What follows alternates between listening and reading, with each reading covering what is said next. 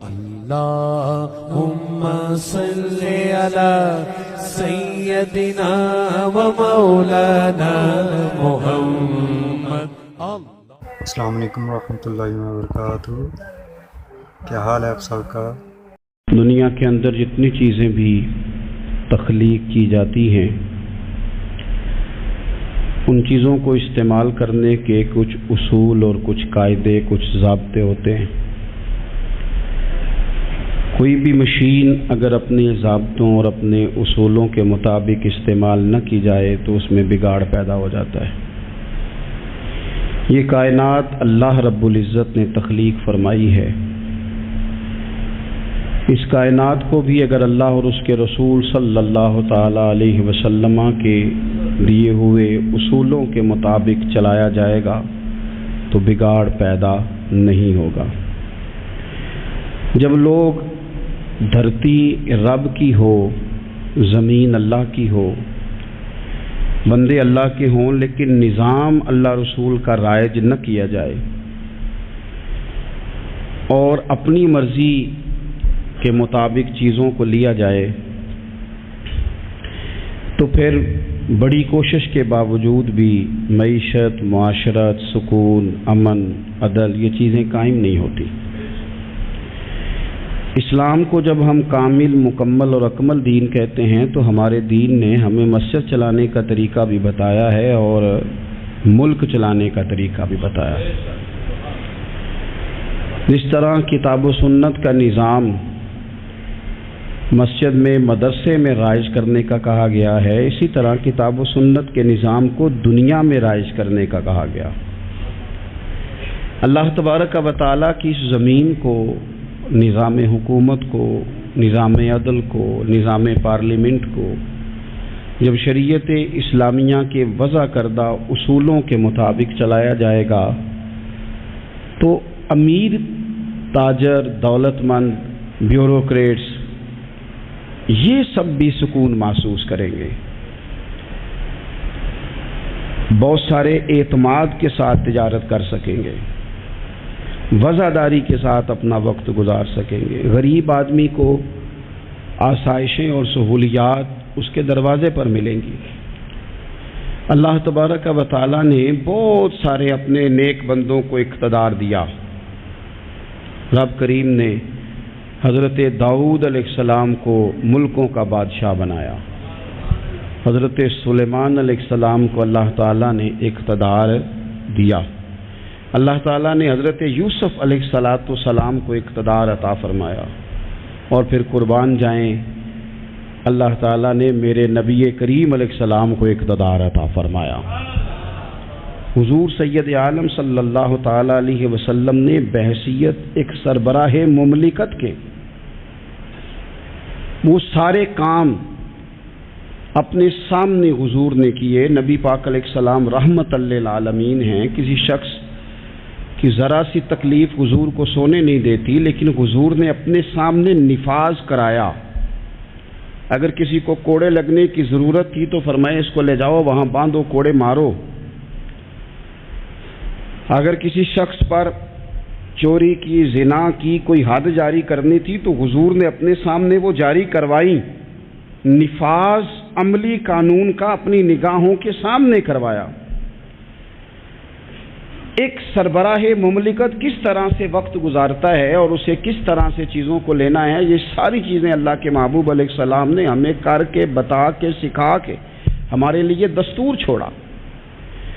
ہم نے آہستہ آہستہ آہستہ آہستہ یہ کیا کہ جس طرح عیسائیوں کے پوپ،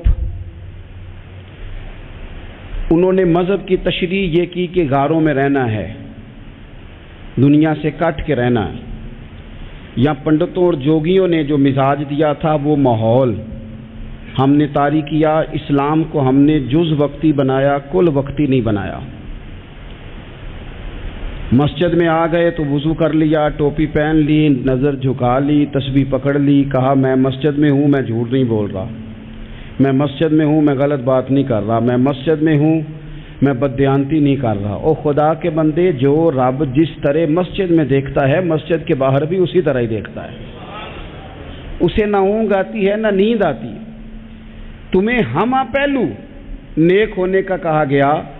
اسلام نے اپنے ماننے والوں کو جو جذبات دیے، میں آپ کو بڑی ذمہ داری سے کہتا ہوں، حساس ہو کے بات کرتا ہوں کہ مساجد میں، مدارس میں جب کوئی سیاسی بات کی جاتی ہے تو واقعی بعض لوگوں کو ٹھیک نہیں لگتا۔ کیوں ٹھیک نہیں لگتا؟ وہ اس لیے ٹھیک نہیں لگتا کہ وہ کہتے ہیں یار تھک گئے ہیں سارا دن تبصرے سن کے، وہاں بھی سیاسی باتیں، یہاں بھی۔ یہاں سے ہمیں کوئی خاص روحانی بات سننے کو ملے جو ہمارے دل کے سکون کا باعث بنے، کوئی خاص تازگی والی بات سننے کو ملے۔ لیکن میں آپ کو یہ بھی بڑے احساس کے ساتھ بات عرض کرتا ہوں، یہ جذبہ غلط نہیں ہے۔ کچھ لوگوں کا یہ جذبہ تنقید کا ہوتا ہے، اس کی بات نہیں کرتا، لیکن کچھ کہتے ہیں نہیں ہم تو روحانی تازگی کے لیے، ان کی بات بھی ٹھیک ہے۔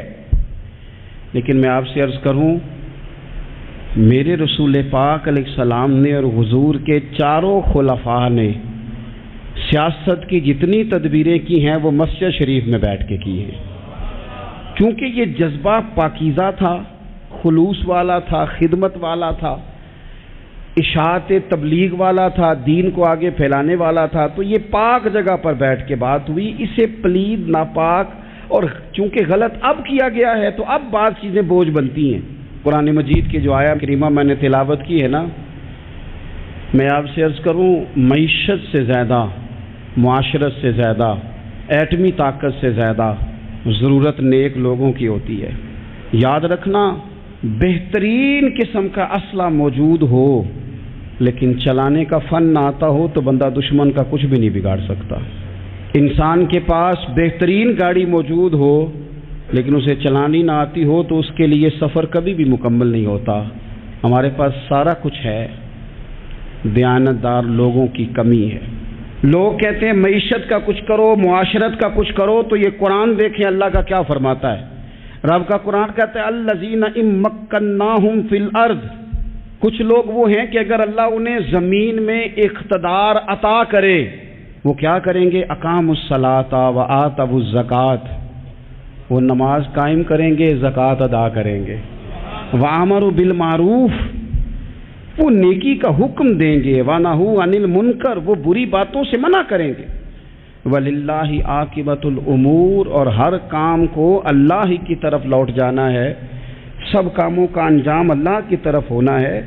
ان لوگوں کو رب اگر اقتدار دے، ضرورت بندوں کی زیادہ ہے کہ بندے دیانتدار ملے۔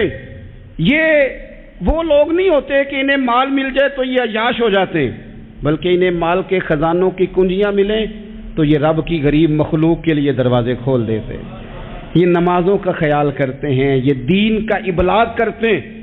بیٹھے تھے حضور کے صحابہ حضرت عمر کے گرد، دوست یار پرانے باتیں ہو رہی تھیں، تو حضرت عمر کہنے لگے دور خلافت چل رہا ہے جناب عمر کا، میں کہہ چکا ہوں کہ ہمیں ضرورت متقی پرہیزگار لوگوں کی ٹیم کی ہے، ان لوگوں کی ضرورت ہے جن کے دل میں درد ہو، جو تقوی والے ہوں، جو مخلوق خدا کے بارے میں گنجائش رکھتے ہوں۔ حضرت عمر کے گرد دوست آپ بیٹھے ہیں، تو حضرت عمر کہنے لگے چلو اپنی اپنی کوئی خواہش ہی بتاؤ۔ تو چونکہ حالات بڑے خراب تھے، قحط کا دور تھا، بعض جگہوں پہ غریبوں کو بڑی مشکل تھی، تو سب لوگوں نے صدقات اور خیرات کی ہی بات کی۔ ایک صاحب کہنے لگے میرا دل کرتا ہے کہ زمین غلے اور اناج سے بھر جائے ساری اور میں اللہ کی مخلوق میں بانٹ دوں۔ تو دوسرے نے کہا میرا دل کرتا ہے سونے چاندی سے زمین بھرے اور میں رب کی مخلوق پر تقسیم کر دوں۔ ایک تیسرے صحابی بھی فرمانے لگے میرا دل کرتا ہے سونے چاندی سے نہیں، ہیرے جواہرات سے یہ زمین بھرے اور میں اللہ کی مخلوق میں بانٹ دوں۔ سب اللہ کی مخلوق پر کرم کرنے کی، رحم کرنے کی، تقسیم کرنے کی بات کر رہے تھے۔ تو پھر بول کے کہنے لگے عمر آپ بھی تو بتائیں نا، آپ کی بھی تو کوئی خواہش ہوگی نا۔ حضرت عمر دیر تک خاموش رہے، پھر ٹھنڈی آہ بھری، فرمانے لگے میرا دل کرتا ہے یہ زمین حضرت معاذ بن جبل جیسے لوگوں سے بھر جائے، میرا دل کرتا ہے یہ زمین حضرت حذیفہ بن یمان جیسے لوگوں سے بھر جائے، میرا دل کرتا ہے یہ زمین حضرت ابو عبیدہ بن جراح جیسے لوگوں سے بھر جائے، یہ زمین ان لوگوں سے بھر جائے اور میں پھر ان سب لوگوں کو ساتھ ملا کے زمین پہ رب کی اطاعت کا چلن عام کر دوں۔ لوگوں کو رب رسول کا فرما بردار بنا دیا جائے، خیر والے لوگوں سے زمین بھرے۔ میری خواہش یہ ہے جب خیر والے لوگوں سے زمین بھر جاتی ہے پھر معیشت بھی ٹھیک ہو جاتی ہے، معاشرت بھی ٹھیک ہو جاتی ہے، دفاعی محاذ پر بھی لوگ کامیاب ہو جاتے ہیں، تعلیم اور صحت کے شعبوں میں بھی مضبوطی آتی ہے۔ شرط یہ ہے، تم نے پوچھی ہے امامت کی حقیقت مجھ سے، خدا تجھے میری طرح صاحب اسرار کرے، ہے وہی تیرے زمانے کا امام برحق جو تجھے حاضر و موجود سے بیزار کرے اور موت کی شکل میں دکھلا کے تجھے رخ یار زندگی تیرے لیے اور بھی دشوار کرے۔ وہ لوگ جو مضبوطی لائیں معاشرے میں، جن کا علم، بردباری، تقوی، یہ چیزیں مضبوطی، ہمارے ہاں کوئی منصوبہ بندی نہیں۔ جن بیچاروں کے کشکول کل پھیلے تھے ان کے آج بھی پھیلے ہیں۔ کسی بھی اشارے پر 2 منٹ کے لیے بریک لگتی ہے تو 4 بھکاری آپ کی گاڑی کا شیشہ بجاتے ہیں۔ اب بعض اشاروں پر، ٹول پلازوں پر لکھ کے لگا دیا گیا ہے یہ پیشہ ور بھکاری ہیں، ان کو خیرات نہ دیں۔ لیکن میرا سوال یہ ہے کہ ان سارے بھکاریوں کو ایک جگہ پہ کھڑا کر کے پوچھنا کس نے ہے کہ تم بھیک کیوں مانگ رہے ہو؟ ان کے گھروں تک ان کے ساتھ کس نے جانا ہے؟ کون آدمی ہے جو جا کے ان سے کہے گا کہ جناب تم کیوں خیرات کے لیے کھڑے ہو، تمہاری مجبوری کیا ہے؟ کیا ریاست کی، حکومت کی، تاجر کی، مالدار کی، تگڑے آدمی کی یہ ڈیوٹی نہیں؟ ان تک رسائی کس نے حاصل کرنی ہے؟ وہ بیوہ جو پچھلے سال دروازے پہ زکوٰۃ لینے آئی تھی وہ اس سال بھی آئی ہے، وہ خاتون جسے پچھلے سال آٹے کا تھیلا دیا تھا وہ اس سال بھی آئی ہے، وہ خاتون جو پچھلے سال 4 بچوں کو ساتھ لے کر کے چھوٹوں کو آئی تھی وہ آج بھی اسی طرح کشکول طلب دراز کیے ہوئے ہے۔ اور حضرت عمر کیا فرماتے ہیں؟ سیدنا فاروق اعظم رضی اللہ تعالیٰ عنہ ارشاد فرماتے ہیں، اس کو امام بہقی نے اور امام سیوطی نے نقل کیا ہے، حضرت عمر فرمایا کرتے تھے کہ اگر میں زندہ رہا تو عراق والوں میں تمہاری بیواؤں کے لیے ضرورت کا اتنا سامان کر جاؤں گا کہ بی بی جب تک زندہ رہے گی کسی کی محتاج نہیں ہوگی۔ اس کے لیے اس طرح کے اسباب پیدا کر دیے جائیں گے کہ اسے حاجت نہیں ہوگی، اس کے لیے مستقل بنیادوں پر اس کے اخراجات دیکھ کر اس کے لیے اہتمام کر دیا جائے، اسے دوبارہ کشکول طلب دراز کرنے کی ضرورت نہیں پڑے گی۔ ایک صحابی تھے حضرت جناب سیدنا خفاف بن ایما غفاری رضی اللہ تعالیٰ عنہ، انہوں نے بڑا کردار ادا کیا تھا میدان احد میں، انہوں نے اور ان کے صاحبزادے نے۔ تو ان کی بیٹی ایک دن حضرت عمر کے پاس آئی، اب وہ بیٹی بیاہ کے جا چکی تھی، اس کی شادی ہو گئی تھی۔ حضرت خفاف بن ایما رضی اللہ تعالیٰ عنہ کی صاحبزادی اپنے سسرال چلی گئی تھی، وہاں اس کا خامد انتقال کر گیا، وہ خاتون واپس آ گئی، وہ حضرت عمر سے ملی، بیوہ عورت۔ اس بیوہ خاتون نے آ کے یہاں تو میرے بھائی وہ فوجی بیچارے جن کی بیویاں، جن کو ایک تقریب میں تو خوب ایوارڈ دینے کے لیے بلایا جاتا ہے، میں نے یتیمی کا وقت گزارا ہے، مجھے پتہ ہے کہ 2-4 مہینے لوگ آ کے کہتے ہیں کوئی حکم ہوا تو 10 آجے، پھر جب 1 سال گزر جاتا ہے تو پھر لوگ کہتے ہیں 4 بھرا نے کام کیوں نہیں کر دے؟ تو ایسے تو نہیں نا کہ ابا ایسے ہی چلا گیا تھا، بڑا کچھ دے کے گیا ہے، کدھر ہے فلانی چیز؟ لوگوں کا نظریہ تھوڑے عرصے کے بعد اور ہو جاتا ہے۔ آپ نے بڑے بڑے شہداء کے گھروں میں ایوارڈ تو دیے، کیا کبھی آپ نے پلٹ کر دوبارہ غور کیا کہ ان کے بچے کہاں ہیں؟ ان کی بیوہ کس حال میں ہے؟ وہ زمانے کی تیز دھوپ اور تیز آندھی کا مقابلہ کیسے کر رہے ہیں؟ بغیر باپ کے جو انسان کو کھلے آسمان تلے وقت گزارنا پڑتا ہے وہ کتنا کو مشکل ہوتا ہے، وہ کس طرح ٹائم گزار رہے ہیں، یہ کبھی سوچا لوگوں نے؟ یہاں تو نرنگیے سیاست دوراں تو دیکھیے منزل انہیں ملی ہے جو شریک سفر نہ تھے، جو نکلے ہی نہیں تھے وہ منزل تک پہنچ گئے، اور جنہوں نے جوانیاں گزار دی وہ رستے میں رہ گئے۔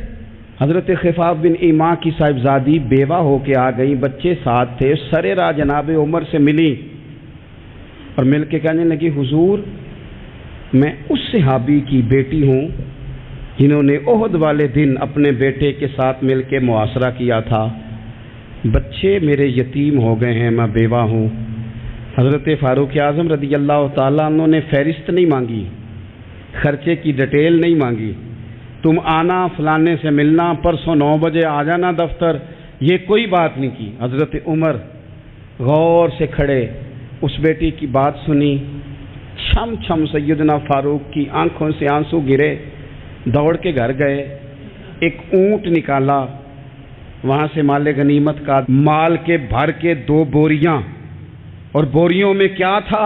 چاندی بھی تھی، نقدی پیسے بھی تھے، کچھ ضرورت کا سامان بھی تھا، غلہ بھی تھا، 2 بوریاں بھر کے اونٹ پہ رکھ کے خود لگام اس بیٹی کے ہاتھ میں تھما کے کا پتر سامان بھی تیرا ہے، اونٹ بھی تیرا ہے، اور یہ نہ سمجھنا یہی کچھ تجھے دیا ہے، جب یہ ختم ہوگا تو رب تیرے لیے اور بندوبست فرمائے گا۔ کیا مانا؟ کہ ڈیوٹیاں لگا دی گئی ہیں، ہمیں پتہ ہے یہ سامان کب تک ختم ہو جائے گا، پیسے کب تک ختم ہو جائیں گے، تیرے لیے میں نے نئے حکم بھی جاری کر دیے ہیں۔ ایک شخص نے کہا حضور ایک بیوہ کو آپ نے کچھ زیادہ ہی نہیں دے دیا؟ یہاں لوگ سیاسی تقسیم نہیں کرتے، تھوڑا کام والے کو دے دو، تھوڑا چوکیدار کو دے دو، تھوڑا گلی محلے میں دے دو، تھوڑا رشتہ داروں میں دے دو، سب ہمارے احسان کے نیچے رہیں گے۔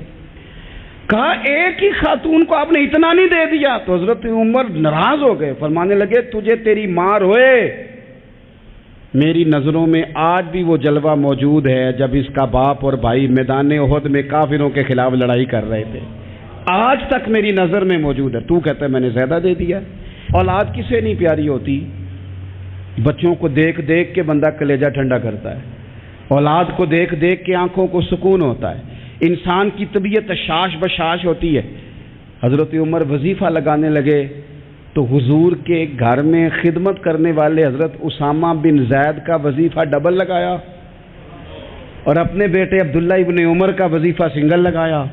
تو حضرت اسامہ بن زید کہنے لگے ابا جی میں نے تو ہجرت بھی کی، جہاد بھی کیا، اسامہ تو ان دنوں بچے تھے۔ تو حضرت سیدنا عمر فاروق جواب میں کہنے لگے پتر، اسامہ کے والد زید نے بھی حضور کے گھر میں نوکری کی، اسامہ بھی نوکری کر رہا ہے۔ حضرت عمر کی شان کیا ہے زمانہ جانتا ہے، پر پھر بھی حضرت عمر فرمانے لگے تو نے اپنے باپ کے ساتھ ہجرت کی، فرمایا ان کی خدمت زیادہ ہے حضور کے گھر میں، لہذا ان کا وظیفہ بھی زیادہ لگایا جائے گا۔ ہمارے ہاں ہم نہ میرٹ کرنا چاہتے ہیں پر دوسروں کے لیے، اپنے اوپر کسی میرٹ کو ہم قابل قبول بالکل نہیں۔ یعنی میں سودا خالص لینا چاہتا ہوں دکان سے، تو آپ بتائیں آپ جو سودا بیچتے ہیں وہ خالص ہی بیچتے ہیں؟ آپ کو تو خالص چاہیے، لیکن آپ بھی تو کچھ نہ کچھ بیچتے ہیں، آپ کا خالص ہے، اگر آپ خالص بیچ رہے ہیں تو انشاءاللہ ملے گا بھی خالص۔ چادریں آئی تھی مال غنیمت میں، ڈھیر ساری چادریں، ڈھیر ساری۔ حضرت عمر نے صحابہ کرام علیہم رضوان کی ازواج پر، صحابیات پر وہ چادریں تقسیم کر دی۔ ایک چادر بڑی خوبصورت نکلی اندر سے، تو سب کہنے لگے حضور یہ نا خاتون اول کے لیے سوٹ کرے گی، آپ کی اہلیہ کے لیے سوٹ کرے گی، کبھی آپ گھر لے جائیں نا، یہ سب سے بہتر ہے۔ تو یہ حضرت عمر کی بالغ نظری ہے، وہ کیا بندہ ہوا جس کی ہر جگہ نظر ہی نہ ہو۔ حضرت سیدنا عمر فاروق رضی اللہ تعالیٰ عنہ کہا جناب یہ چادر بڑی حسین ہے، آپ کے گھر والوں پہ جچے گی۔ تو حضرت عمر فرمانے لگے نہیں، ایک صحابیہ ہیں حضرت ام سلیت رضی اللہ تعالیٰ عنہ، انہیں بلاؤ، یہ چادر انہیں دوں گا۔ حضور اس خاتون کو یہ چادر دینے کی وجہ بھی تو بیان کریں۔ تو حضرت عمر فرمانے لگے جب احد میں ڈھیر سارے لوگ زخمی ہو گئے تھے اور بھگدڑ مچ گئی تھی اور حالات خراب ہو گئے تھے، تو فرمایا میں نے اپنی آنکھوں سے دیکھا کہ اس ایمرجنسی کی حالت میں بھی جناب ام سلیت مشکیزہ پکڑ پکڑ کے زخمیوں کو پانی پلا رہی تھی۔ اس خاتون کی خدمات ہیں امت کے لیے، اس نے ڈیوٹی کی ہے صحابہ کے لیے، لہذا اس عورت کا زیادہ حق بنتا ہے کہ اس کو یہ اعزاز دیا جائے۔ میرٹ کی بنیاد پر تقسیم ہوگی، رشتہ داری کی بنیاد پر، تعلق کی بنیاد پر نہیں ہوگی، اس کا حق زیادہ بنتا ہے، اس کا درجہ زیادہ بنتا ہے، خدمات زیادہ ہیں، اس نے اپنی ڈیوٹی زیادہ اچھے طریقے سے سر انجام دی ہے۔ جب تک چیزیں آپ وسعت قلبی نہیں لاتے اپنی طبیعت میں، جب تک آپ گنجائش زیادہ پیدا نہیں کرتے، اتنی دیر تک حالات اس طرح کے نہیں ہوتے. پھر ایک اور مصیبت بن گئی ہے. وہ مصیبت ہے لیول کی. یہ کام میرے لیول کا نہیں. جب آپ اپنے لیول سے نیچے اتریں گے، پروٹوکول سے ذرا نیچے اتریں گے اور چھوٹی چھوٹی باتوں پر خود توجہ دیں گے، چھوٹی چھوٹی چیزوں پر. حضرت عمر جمعہ پڑھا رہے تھے، ایک صحابی دیر سے آئے. اب یہ نماز کا پوچھنا، جمعے کا پوچھنا، مطلب حکمران صاحب تو اوپر لیول کے ہیں، وہ تو پوچھیں گے کہ جناب میرے ساتھ تو آپ قومی سطح کا بندہ بٹھائیں، یہ والی باتیں. لیکن چھوٹے چھوٹے سوراخ پیدا ہوتے ہیں، پھر بند ٹوٹتے ہیں، حالات بگڑتے ہیں. قوموں کا اخلاق چھوٹی چھوٹی جگہوں پہ پہلے بگڑتا ہے. چھوٹی چھوٹی جگہوں پہ بچہ پہلے چھوٹی چوریاں کرتا ہے، خدا معاف فرمائے اگر اسے روکا نہ جائے، پھر وہ بڑی جگہوں پہ جا کے حالات خراب کرتا ہے. حضرت عمر فاروق ایک صحابی دیر سے جمعہ پڑھنے آئے تو حضرت عمر نے بعد میں بلا لیا. فرمایا تم اتنے سمجھدار آدمی ہو کہ اگر جمعے میں دیر سے آؤ گے تو باقی لوگوں کا کیا بنے گا؟ تو وہ صحابی آگے سے کہنے لگے مجھے پتا تھا آپ نے پوچھنا ہے، اور میں تو کہیں کام میں مصروف تھا امیر المومنین، میں تو دوڑا آیا ہوں، میں تو غسل بھی نہیں کر سکا، وضو کر کے مسجد میں آ گیا ہوں جمعہ پڑھنے. تو حضرت عمر فاروق ان کی بات سن کے خوش ہوئے، فرمانے لگے رب تیرا بھلا کرے، اس طرح کرنا، آئندہ جمعہ پڑھنے آنا تو غسل کر کے آنا. میرے نبی پاک نے غسل کرنے کا ارشاد فرمایا جمعے والے دن، غسل کر کے آنا. ان باتوں کا بھی یعنی حکومت کے قومی معاملات اور عالمی نقطہ نظر بھی ان کے ذہن میں ہے، اور یہاں تک جو باریک چیزیں یعنی حضرت عمر فاروق گزر رہے تھے تو کسی باغ کے کونے میں کھڑے ہو کے کچھ بچے چھوٹے چھوٹے بچے وہ کھجوریں اکٹھی کر رہے تھے. تو حضرت عمر نے کہا کس کے باغ میں لگے ہوئے ہو؟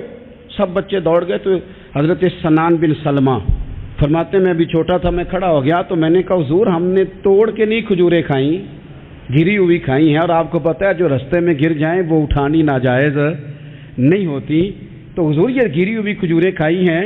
تو کہتے ہیں حضرت عمر فاروق بچے کی بات سن کے کہنے لگے رب تیرا بھلا کرے، تو نے صحیح بات کی طرف میری توجہ کرا دی ہے، اللہ تیرا بھلا کرے. اور پھر حضرت عمر رضی اللہ تعالیٰ عنہ اس چھوٹے سے بچے کے پاس کھڑے ہو گئے. کون؟ کس کے پاس؟ نہیں خواب تو نہیں دیکھ رہے میں اور آپ. حکمران وقت 22 لاکھ مربع میل کا حکمران بچے کے پاس کھڑے ہو گئے، چھوٹے بچے کے پاس. دکان پہ غریب آدمی چڑھ آئے نا، دکاندار صاحب اللہ ماشاءاللہ ان کا مزاج خراب ہو جاتا ہے.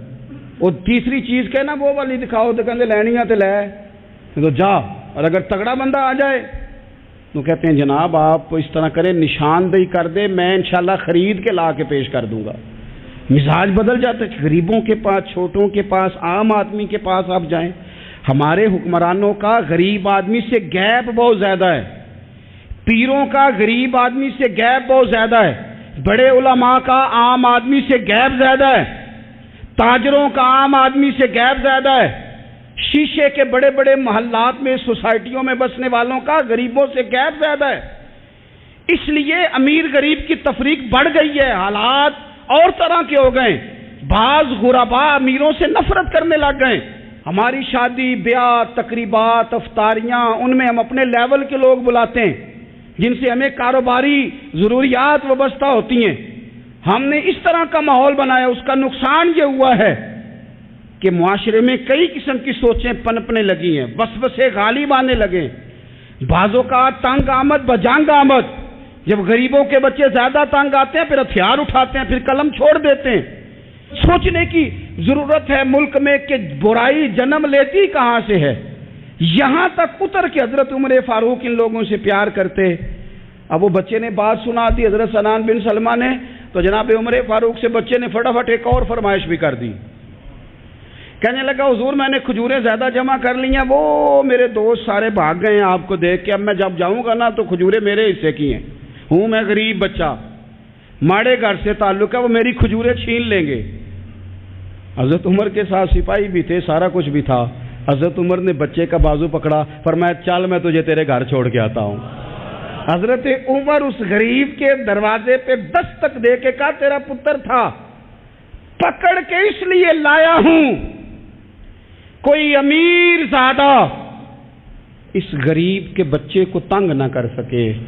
اللہ کوئی ایک بھیجنا حضرت فاروق اعظم کا ماننے والا جو غریب کے بچے کا بازو تھامے اور اسے کہے کہ کوئی امیر زادہ اس پر ظلم نہیں کرے گا، کوئی اسے تھپڑ نہیں مارے گا، کوئی اس کے حصے کے نمبر نہیں لے گا، کوئی اس کی جگہ رشوت دے کے نوکری پہ نہیں بیٹھ جائے گا، کوئی اس کی جگہ پیسے دے کے آگے نہیں بڑھ جائے گا، کوئی آئے نا جو اشک شوئی کرے، جو آنسو پونچھے لوگوں کے۔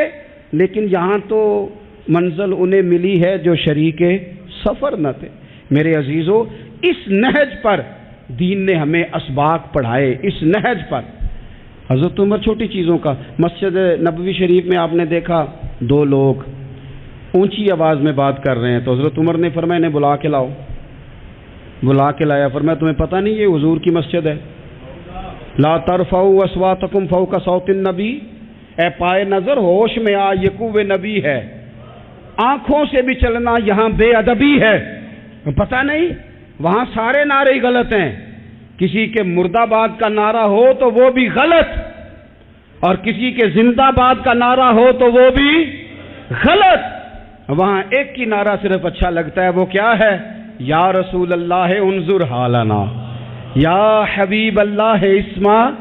وہاں ایک ہی نعرہ اچھا لگتا ہے کہ سونے آ گئے ہیں، نظر کرم ہو جائے، یا رسول اللہ پہنچ گئے ہیں، روزے دے دوالے نے غلامہ دیاں ٹولیاں، او ویکھو ایک پیا سندا ہے کروڑاں دیاں بولیاں۔ وہاں یہی نعرہ اچھا لگتا ہے، لب واہ ہیں، آنکھیں بند ہیں، پھیلی ہیں جھولیاں، کتنی مزے کی بھیک تیرے پاک در کی ہے۔ اور قربان جاؤں اپنے امام پر، اس قلم پہ باری جس سے وہ لکھا کرتے تھے، کہنے لگے کعبے کا نام تک نہ لیا، طیبہ ہی کہا۔ پوچھا جو تھا کسی نے کہ عظیمت کدھر کی ہے، ان کے طفیل حج بھی خدا نے کرا دیے، ورنہ اصل مراد حاضری تو اس پاک در کی ہے۔